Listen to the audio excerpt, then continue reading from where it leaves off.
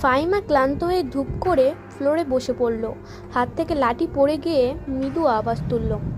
তার শরীর ঘেমে একাকার, কপালের বিন্দু বিন্দু ঘাম হাতের তালু দিয়ে মোছে। বার কয়েক জোরে জোরে নিঃশ্বাস ফেলল। এরপর চোখ তুলে সামনে তাকালো।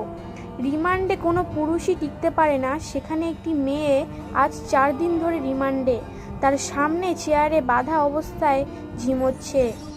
4 দিনে একবারও মুখ দিয়ে টু শব্দ করল না। শারীরিক মানসিক কত নির্যাতন করা হয়েছে, তবুও ব্যথায় আর্তনাদ অবধি করেনি। মনে হচ্ছে একটি পাথরকে পিটানো হচ্ছে, যে পাথরের রক্ত ঝরে কিন্তু জুবান খোলে না। তখন সেখানে আগমন ঘটে ইন্সপেক্টর তুষারের।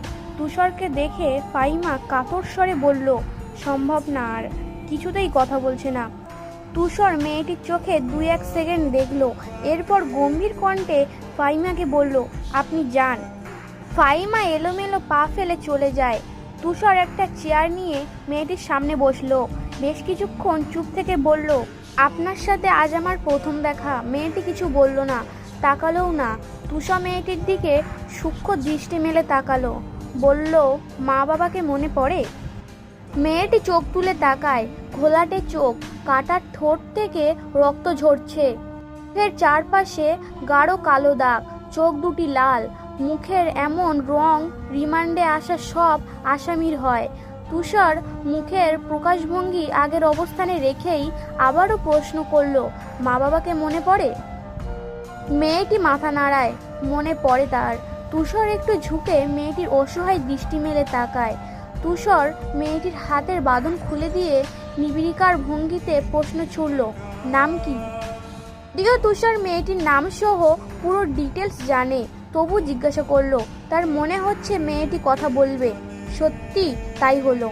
মেয়েটি ভারাক্রান্ত কণ্ঠে নিজের নাম উচ্চারণ করলো, পদ্ম, আমি পদ্মজা। পদ্মজা হেলে পড়ে তুষারের উপর। তুষার দ্রুত ধরে ফেললো।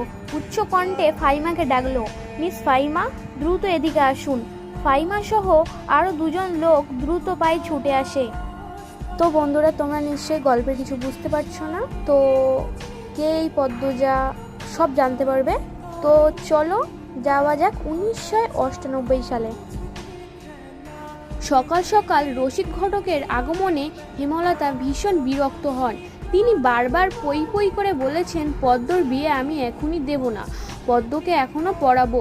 তবুও রশিদ উদ্দিন প্রতি সপ্তাহে সপ্তাহে এক এক পাত্রের খোঁজ নিয়ে আসবেন। মেয়ের বয়স আর কতই হলো, মাত্র 16।